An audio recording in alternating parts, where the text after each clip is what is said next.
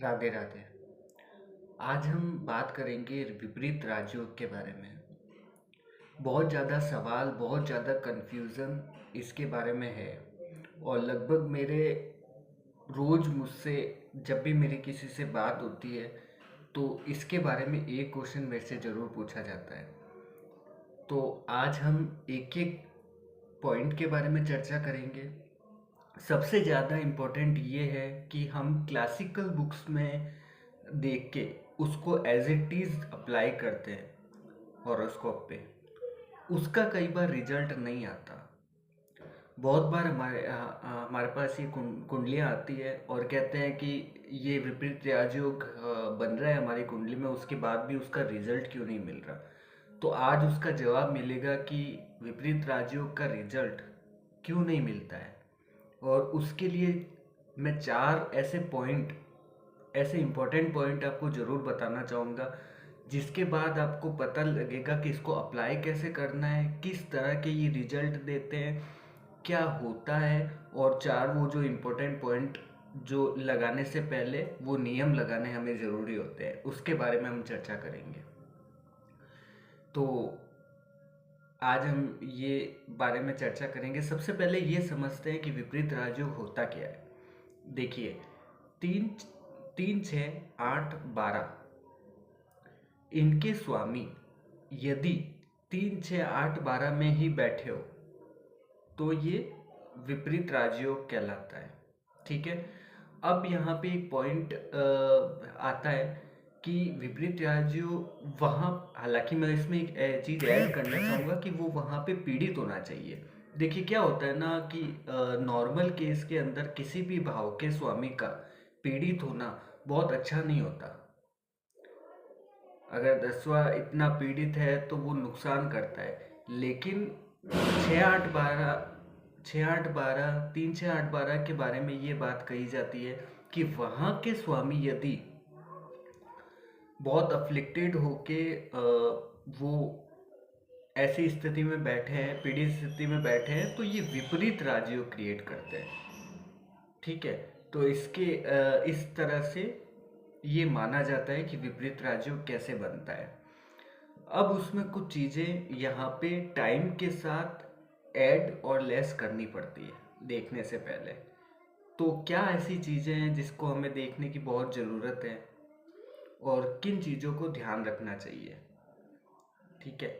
तो मैं बताना चाहूँगा कि मैं फिर से रिपीट कर रहा हूँ, विपरीत राजयोग क्रिएट कैसे होता है। 3 6 8 12 के स्वामी अगर 3 6 8 12 भाव में ही बैठ के यदि पीड़ित हो रहे हैं तो ये विपरीत राजयोग कहलाता है। इसका मैक्सिमम जो रिजल्ट देखा गया है वो दशा या अंतरदशा में देखा गया है।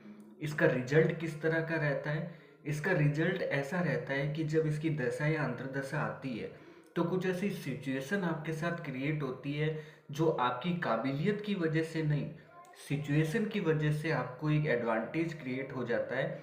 उस वजह से आपको लाभ मिलता है उस चीज़ का। ठीक है। मान लीजिए कि छठे ए के स्वामी के साथ छठे का स्वामी छठे में बैठ के अफ्लिक्टेड हो रहा है और वहाँ पे राजयोग बन रहा है और किसी तरह की महादशा आपके छठे की या अंतरदशा आपके वैसी चल रही है। तो क्या होगा ना कि आपका कॉम्पिटिटर, आपको अपॉर्चुनिटीज वैसे मिल जाएगी क्योंकि सामने वाला अपोनेंट जो है आपके, उसकी किसी कमी की वजह से वो टाइमली अवेलेबल नहीं हो पाया, वो प्रैक्टिस नहीं कर पाया, या फिजिकली वो उसके साथ कोई दुर्घटना हो गई, तो उसके होने की वजह से क्योंकि आप उनके अपोनेंट हो तो उसका लाभ आपको मिलना शुरू हो जाता है, उसका वो लाभ आपको मिल जाता है। इसीलिए ये इतना इम्पोर्टेंट इस तरह के रिजल्ट विपरीत राजयोग के रहते हैं। अब इसमें क्या ध्यान रखने लायक चीज़ें हैं उसके बारे में हम चर्चा करेंगे। देखिए क्या होता है विपरीत राजयोग ना, इसमें सबसे इम्पोर्टेंट और पहली चीज़ जो ध्यान रखने लायक है वो ये है कि आपका लग्नेश जो भी है उसका स्ट्रांग होना बहुत ज़रूरी है। बहुत ज़्यादा कुंडलियाँ हमारे पास आती है और हमसे पूछा जाता है कि 6 8 के स्वामी सर इसी में बैठे हैं तो फिर ये रिजल्ट देना चाहिए। लेकिन बहुत ज़्यादा, मैं सिर्फ यहाँ पे विपरीत राजयोग के बारे में बात नहीं कर रहा हूँ ना। मतलब आप ये मान लीजिए कि 90% 100% राजयोग ऐसे होते हैं ना, वो आपकी कुंडली में दिखेंगे और उसके बारे में बहुत अच्छी अच्छी बातें भी बताई जाएगी आपको। लेकिन होगा क्या ना कि वो फलित होते हुए नहीं दिखेंगे। मतलब लाइफ निकल जाती है, उसके बारे बाद में कई कुंडलियाँ आती है कि ये योग था, ये राजयोग था, ये राजयोग था, तो उसका रिजल्ट हमें क्यों नहीं मिला। तो उसकी वजह ये रहती है कि लग्नेश का वहाँ पे स्ट्रांग होना जरूरी है। और क्यों होना जरूरी है? क्योंकि लग्नेश आप खुद है। लग्न और लग्नेश हम खुद होते हैं। ठीक है। तो वहाँ पे यदि वीकनेस होगी तो हमें उसका पॉजिटिव रिजल्ट कैसे मिलेगा? एक बात मैं आपके यहाँ पे एग्जाम्पल के थ्रू बताना चाहूँगा। आप बीमार हो गए, आपको पूरी प्रॉपर किसी तरह की हेल्प मिल रही है, सारे लोग आपकी हेल्प में हैं, आपके पास खड़े हैं और सपोर्ट मिल रहा है आपको। ठीक है। उसके बाद भी अपॉर्चुनिटीज आप ग्रैब नहीं कर पाएंगे अपनी कुछ लिमिटेशन की वजह से, क्योंकि आप बीमार हैं। तो उस केस में ये होता है कि क्योंकि लग्नेश खुद ही इतना वीक होता है, तो राजयोग का फल बहुत मिलता नहीं है, चाहे कितने भी राजयोग कुंडली में बन जाए। ठीक है। तो अब हम आते हैं अपने मेन टॉपिक के बारे में। अब हम बात करेंगे पहले पॉइंट के बारे में कि लग्नेश का यहाँ पे इम्पोर्टेंट होना, स्ट्रांग होना बहुत ज़रूरी है विपरीत राजयोग के भी केस में।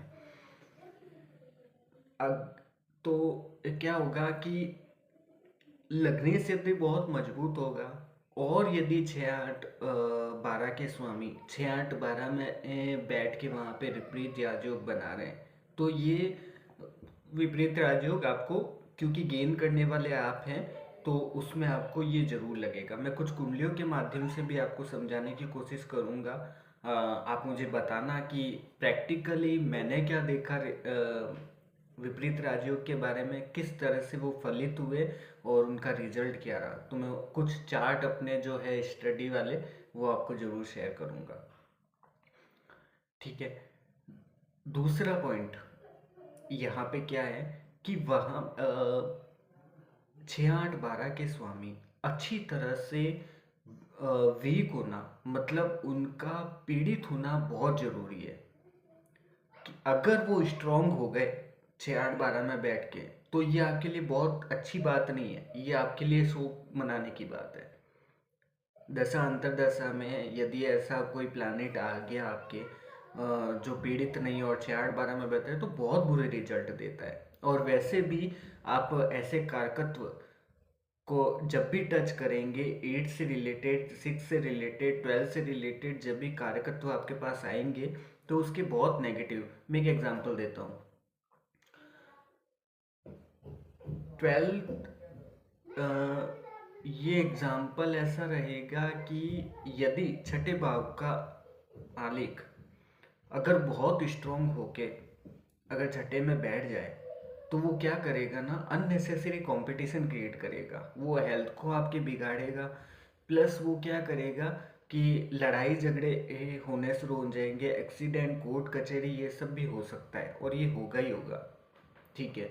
तो इसलिए इस दूसरे नियम का भी लगना बहुत जरूरी है कि वो किसी तरह से पीड़ित होना बहुत जरूरी है।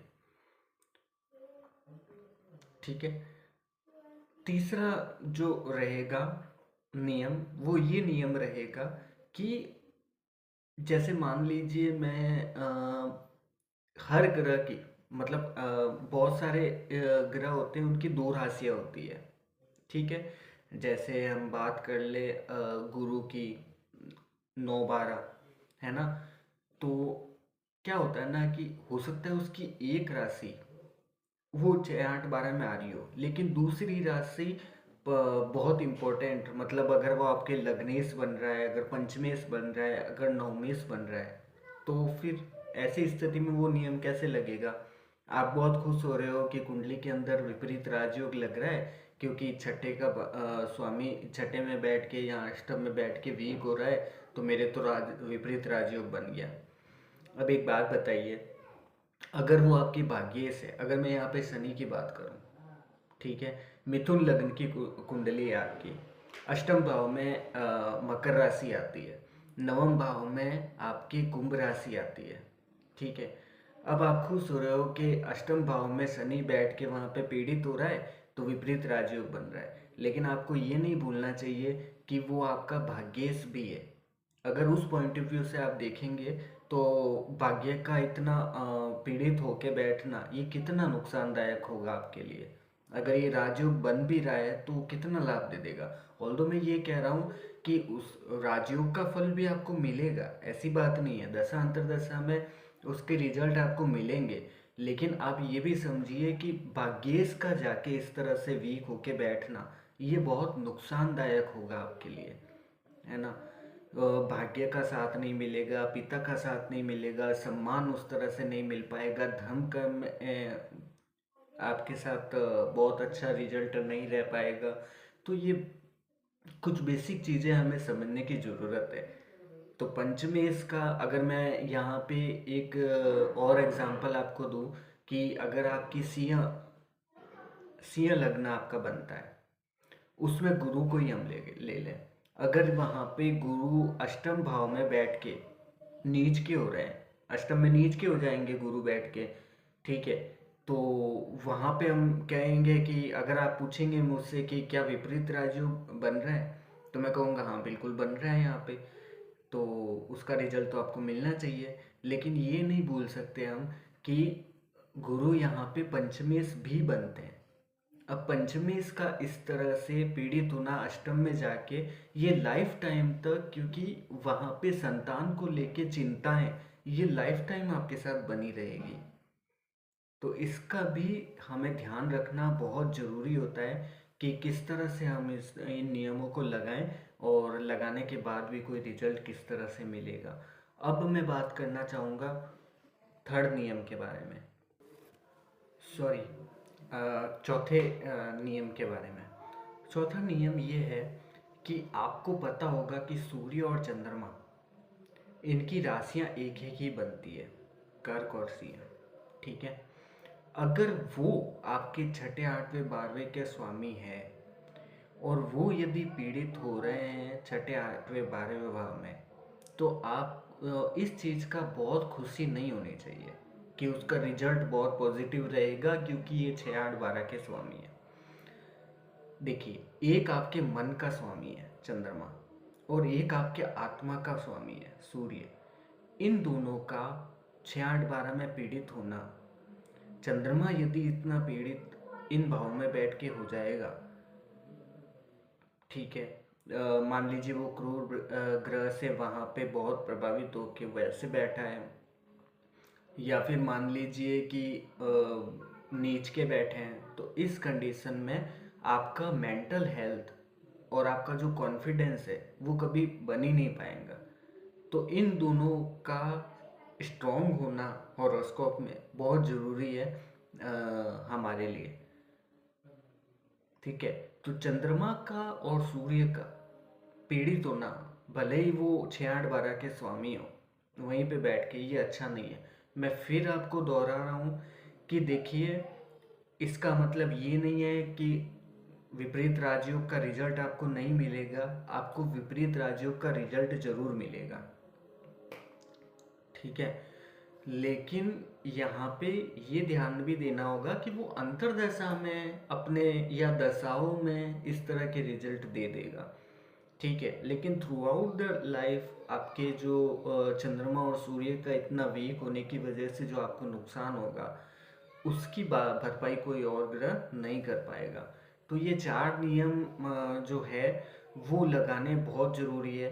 हमारे क्लासिक्स के अंदर दूसरा क्या होता है ना, एक चीज़ मैंने और देखी है कि जब ये नियम लिखे गए थे तब वो टाइम अलग था, वहाँ पे इतना कंपटीशन भी नहीं था और वहाँ पे इतना संघर्ष नहीं होता था। मैं ये नहीं कह रहा कि मैं कंपैरिजन कर रहा हूँ कि अभी के संघर्ष को उस टाइम के, क्योंकि हर व्यक्ति के जीवन में संघर्ष तो चलते रहते हैं और किसी का ये कहना कि संघर्ष होगा ही नहीं, ये गलत बात होगी।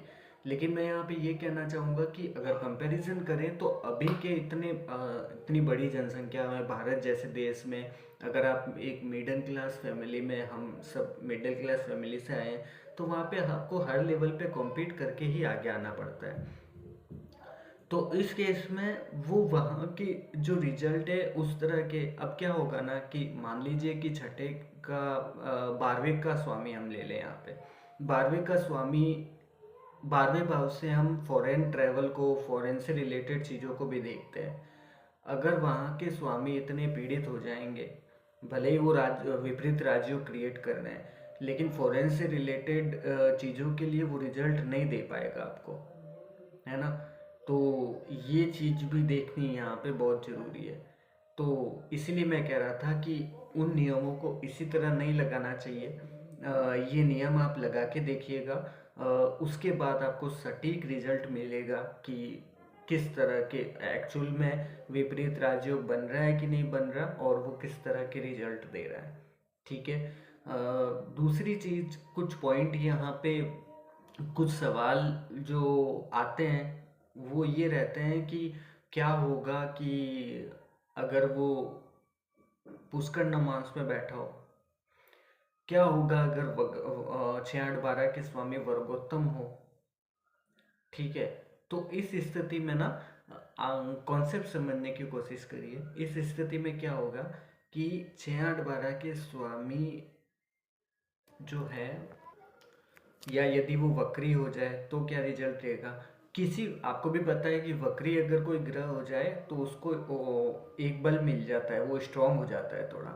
और ये जो सारे ये चीज़ें जैसे पुष्कर नौमांस में चला जाना या वर्गोत्तम हो जाना, ये किसी भी किसी न किसी तरह से उस ग्रह को बल दे रहा है। तो हमारा कॉन्सेप्ट सीधा सा ये है कि 6 8 12 में वो ग्रह बैठ के पीड़ित होना जरूरी है।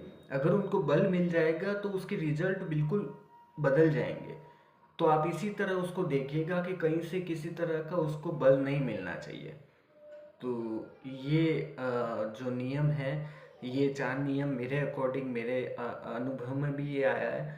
तो ये आप लगा के देखिएगा, इसके रिजल्ट कैसे रहते हैं, और ज़रूर बताइएगा, और लाइक और सब्सक्राइब ज़रूर कर लीजिएगा। नमस्कार, राधे राधे।